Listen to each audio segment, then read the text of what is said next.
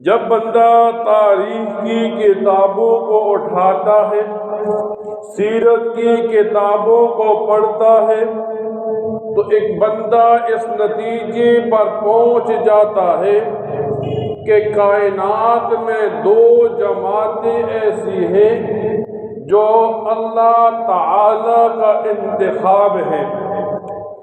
ایک جماعت کو انبیاء کی جماعت کہتے ہیں، ایک جماعت کو صحابہ کی جماعت کہتے ہیں۔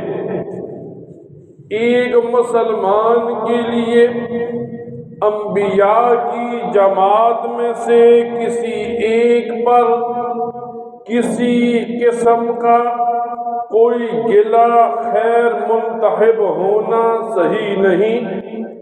اسی طرح صحابہ کرام کی جماعت میں سے کسی ایک صحابی کا برا چاہنا مسلمان کے لیے جائز نہیں، بلکہ مسلمان کو بتایا جاتا ہے حضرت آدم علیہ السلام سے لے کر نبی کریم صلی اللہ علیہ وسلم تک سارے انبیاء ایمان کا مرکز ہیں، اور حضرت ابو بکر صدیق سے لے کر حضرت واشی تک سارے صحابہ ایمان کا مرکز ہیں۔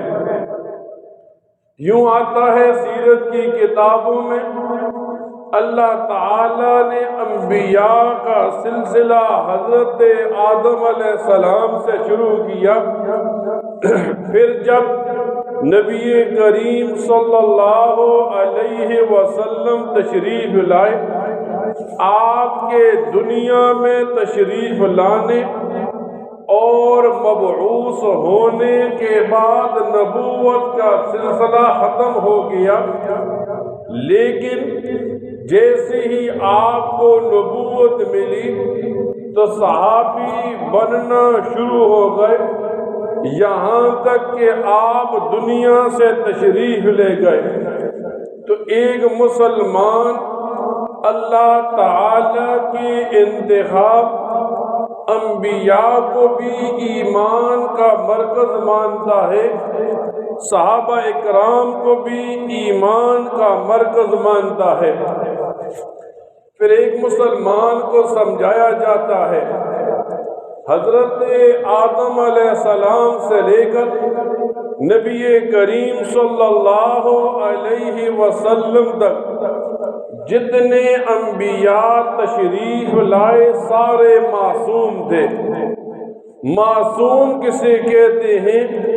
فرمایا معصوم اس شخص کو کہتے ہیں جس سے ساری زندگی میں کوئی گناہ نہ ہوا ہو، انسان بھی ہو بشر بھی ہو، لیکن ساری زندگی میں جس سے کوئی گناہ نہ ہوا ہو اسے معصوم کہتے ہیں۔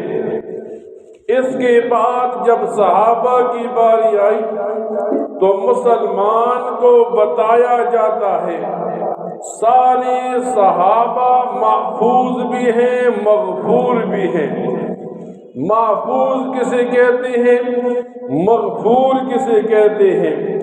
فرمایا صحابہ کرام سے بشری تقاضے کے تحت گناہ تو ہو جاتا ہے، لیکن اللہ تعالی دنیا میں اس گناہ کو ختم کر کے صحابہ کرام کو مغفور قرار دے دیتے ہیں۔